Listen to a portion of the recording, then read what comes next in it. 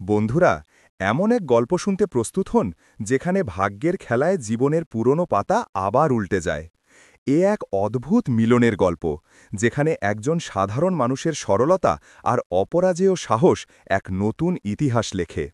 একটি স্কুলের গেটে, যেখানে একজন চাপরাশি প্রতিদিন সকালে ঝাড়ু হাতে দিন শুরু করে, সেখানেই তার অতীতের একটি চেনা মুখ ফিরে আসে, একজন প্রিন্সিপাল হয়ে। ৭ বছর আগে তাদের পথ আলাদা হয়েছিল, কিন্তু ভাগ্য তাদের আবার এক মঞ্চে এনে দাঁড় করায়। তারপর যা ঘটল তা শুধু হৃদয় ছুঁয়ে যায় না, বরং মানবতার জয়গান গায়। এই গল্পে রয়েছে ভালোবাসা, ত্যাগ আর দ্বিতীয় সুযোগের অপেক্ষা, যা আপনাকে ভাবতে বাধ্য করবে, জীবন কি সত্যিই আমাদের ভুল সংশোধনের সুযোগ দেয়। চলুন ডুবে যাই এই হৃদয়স্পর্শী কাহিনীতে। যে স্কুলে স্বামী চাপরাশি ছিল, সেখানেই তালাকপ্রাপ্ত স্ত্রী প্রিন্সিপাল হল। তারপর যা ঘটল, মানবতা কেঁদে উঠল। বন্ধুরা, সকাল ৮টা বাজে, শহরের নামকরা private school Al Noor international school, Gulshan road, Dhaka. তার গেটের সামনে একজন লোক দাঁড়িয়েছিল, আব্দুল্লাহ খান। চাপরাশির ইউনিফর্ম পরে, হাতে ঝাড়ু আর মপ নিয়ে সে স্কুলের গেট পরিষ্কার করতে ব্যস্ত ছিল। মুখে ঘামের ফোঁটা, কিন্তু চোখে শান্তি। সে প্রতিদিন সকালে এই কাজ দিয়ে দিন শুরু করত, শান্তভাবে, সৎভাবে আর কোনো অভিযোগ ছাড়াই। এক সময় তারও স্বপ্ন ছিল, কলেজে সায়েন্স পড়ত, শিক্ষক হতে চাইত। কিন্তু ভাগ্য তাকে তাড়াতাড়ি বাস্তবতার মুখোমুখি করল।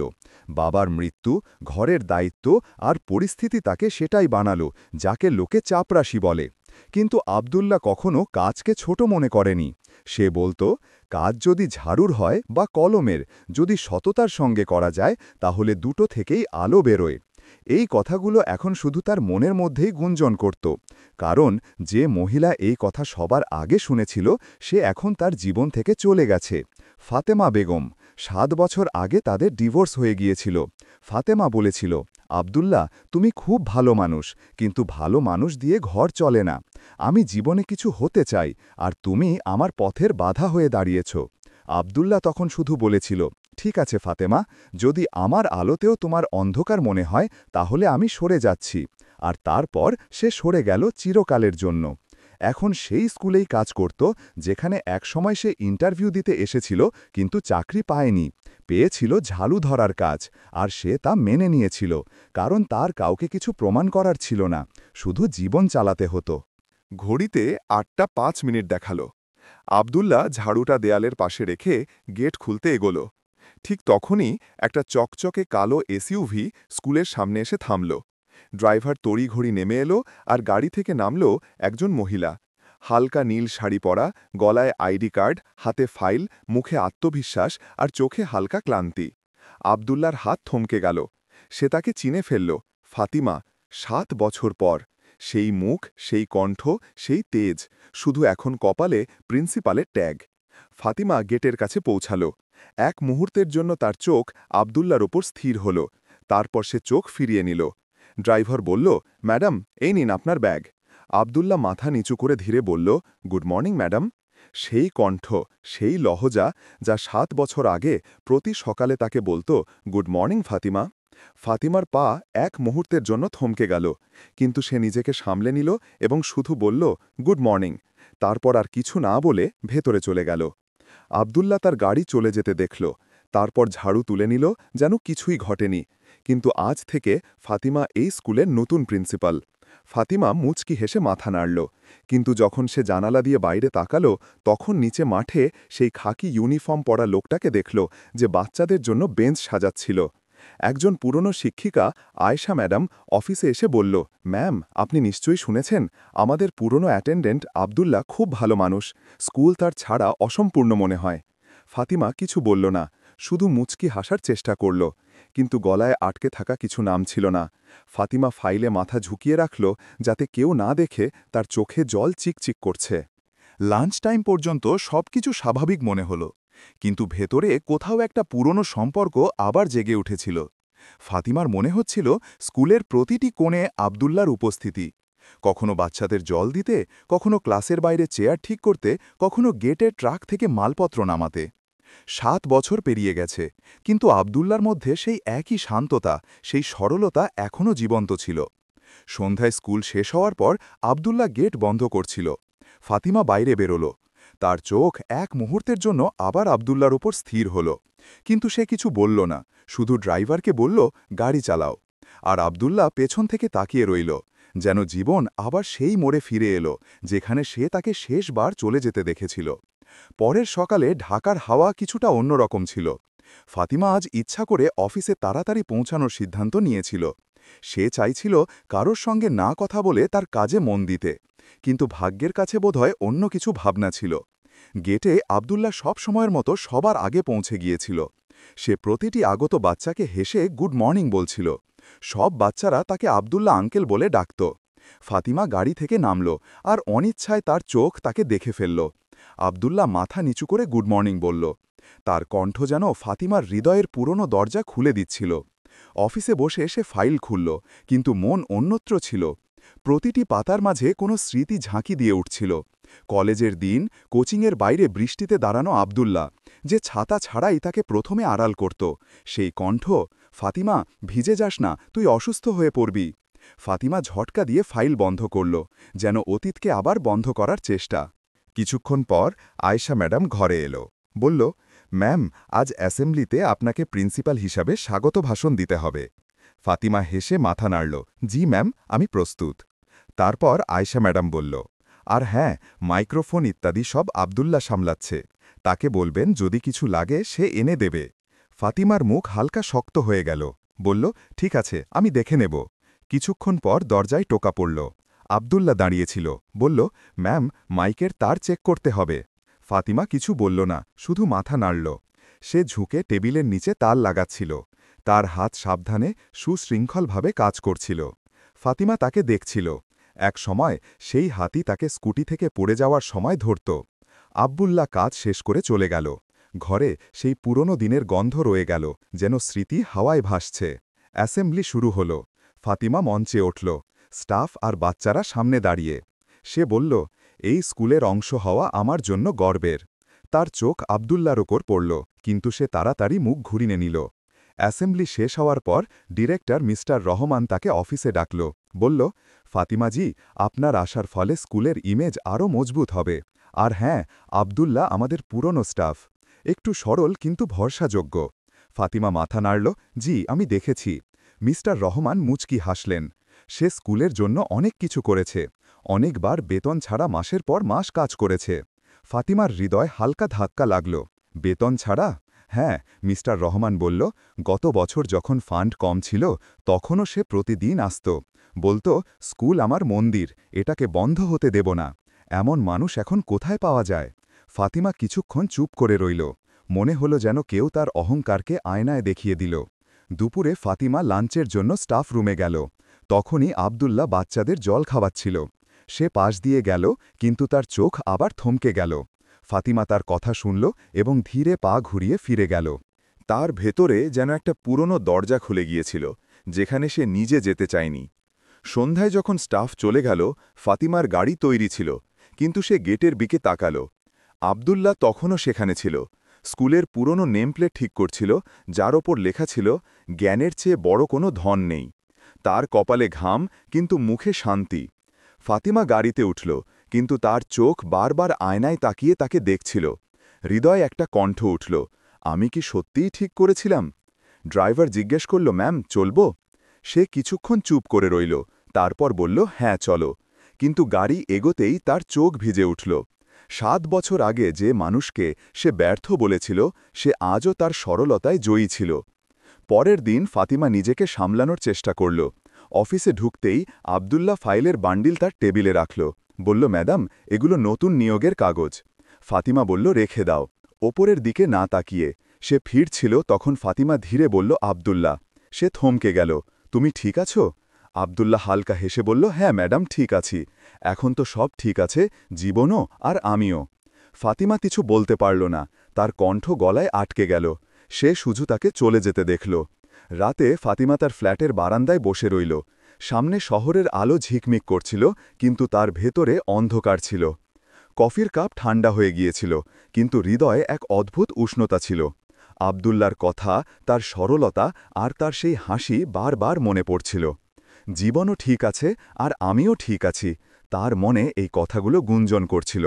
কখনো ভাবেনি একটা সাধারণ উত্তর এত গভীর প্রভাব ফেলতে পারে। পরের দিন স্কুলে হইচই ছিল। বার্ষিক অনুষ্ঠানের প্রস্তুতি জোর কদমে চলছিল। বাচ্চারা রিহার্সালে ব্যস্ত আর পুরো স্টাফ দৌড়ঝাঁপে। ফাতিমা মিটিং হলে ছিল, কিন্তু তার মন বারবার বাইরে চলে যাচ্ছিল। যেখানে আব্দুল্লাহ মঞ্চের তার চেক করছিল, গামছায় ঘাম মুছতে মুছতে সে বাচ্চাদের হেসে দেখছিল। সবাই তাকে আব্দুল্লাহ আঙ্কেল বলে ডাকছিল, আর সে ততটাই সহজভাবে প্রতিটি বাচ্চার সাহায্য করছিল। ফাতিমা প্রথমবার গভীরভাবে তাকে লক্ষ্য করল। যে মানুষকে সে 7 বছর আগে ব্যর্থ বলেছিল, সে এখনও তার কাজে সেই মর্যাদা বজায় রেখেছে। সে ভাবতে লাগল, আমি কি ভুল ছিলাম, নাকি সময় আমাকে সত্যিটা শেখায়নি। সন্ধ্যায় স্কুল রঙিন আলোয় ঝলমল করে উঠল। গেটের বাইরে অভিভাবকদের গাড়ির লাইন, মঞ্চের সামনে চেয়ার ভরে গেছে। জাতীয় সঙ্গীতের পর বাচ্চাদের অনুষ্ঠান শুরু হল। মঞ্চের পেছনে আব্দুল্লাহ অবিরাম দায়িত্ব পালন করছিল।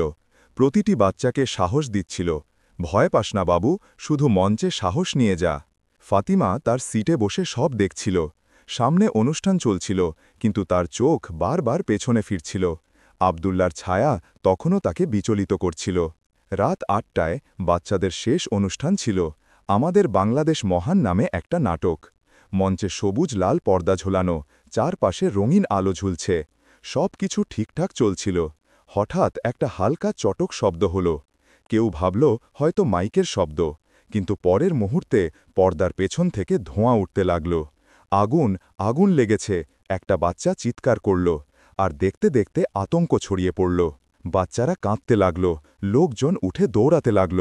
মঞ্চের পেছনে বৈদ্যুতিক তারে শর্ট সার্কিট হয়ে পর্দায় আগুন লেগে গিয়েছিল। ফাতিমা ভয় পেয়ে গেল। সে মঞ্চের দিকে দৌড়াল। সব বাচ্চারা বাইরে চলো তাড়াতাড়ি। কিন্তু 3টে ছোটা বাচ্চা আর ফাতিমা পেছনে আটকে গেল। সে দরজা খোলার চেষ্টা করল, কিন্তু দরজা ভেতর থেকে আটকে গিয়েছিল। ধোঁয়া বাড়তে লাগল, শ্বাস নিতে কষ্ট হচ্ছিল। বাইরে লোকজন চিৎকার করছিল, কেউ বলল ভেতরে বাচ্চারা আটকে আছে। তখনই আব্দুল্লাহ দৌড়ে এলো। আয়েশা ম্যাডাম তাকে আটকানোর চেষ্টা করল। আব্দুল্লাহ, ভেতরে যাস না, আগুন ছড়িয়ে গেছে।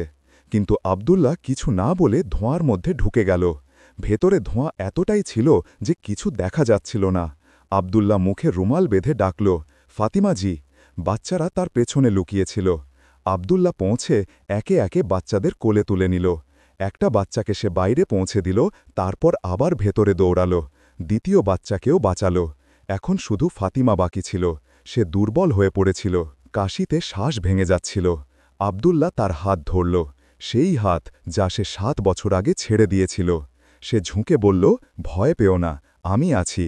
ফাতিমা তার হাত শক্ত করে ধরল। সেই মুহূর্তে যেন সময় থমকে গেল। সে তাকে বাহুতে তুলে বাইরের দিকে দৌড়াল। ধোঁয়ায় তার মুখ কালো হয়ে গিয়েছিল, কিন্তু চোখে সেই জয় ছিল। যতক্ষণ না তাকে বাঁচাবো, আমি থামব না। লোকজন দরজা খুলল। আব্দুল্লাহ বাইরে বেরোল। ফাতিমা তার বাহুতে ছিল। চারপাশে ভিড় জমে গেল।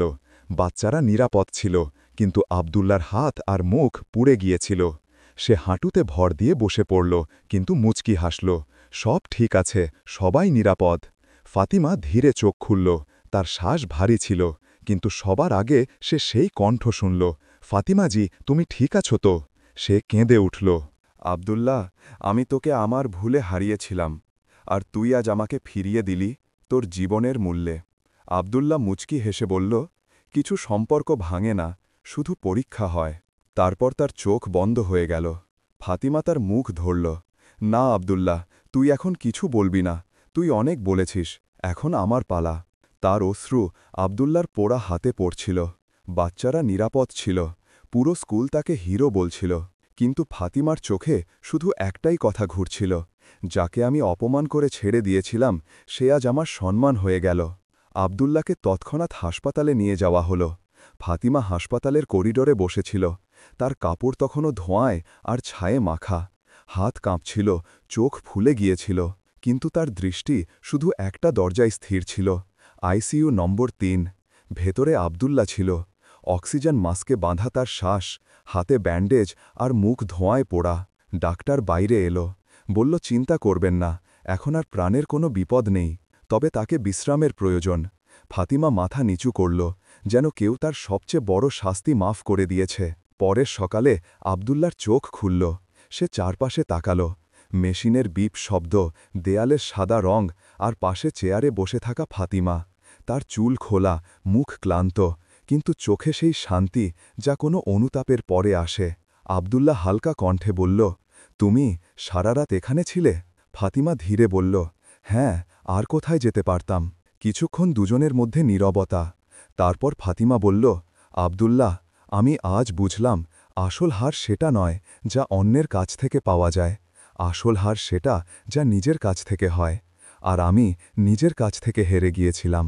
আব্দুল্লাহ মুচকি হাসল, হারজিত ছাড়ো ফাতিমা, জীবন তো শুধু শেখার নাম। তুই আমাকে তখন ছেড়েছিলি, আজ জীবন আমাকে আবার তোর কাছে ফিরিয়ে দিল। ফাতিমার চোখে পাতায় জল এলো।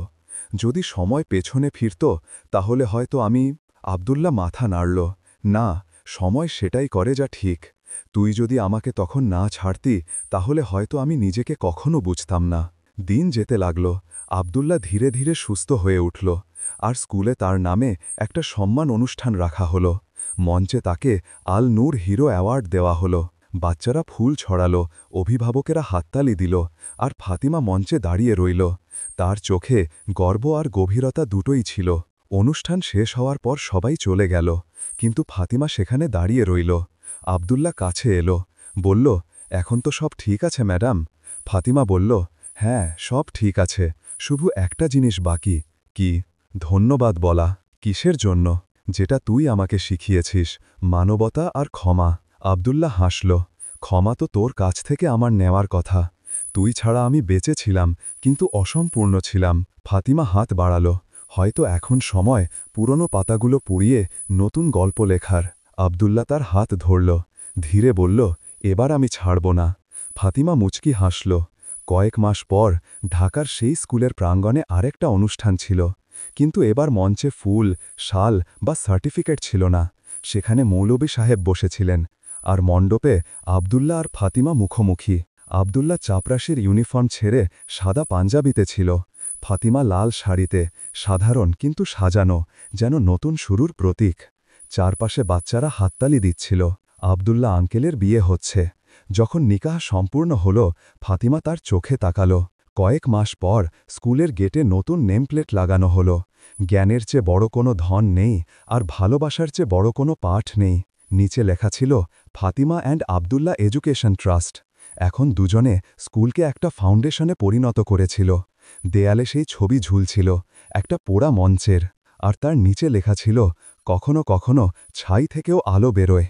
তারা দুজন এখন বেশি কথা বলতো না, কারণ তাদের কথা বলার প্রয়োজন ছিল না।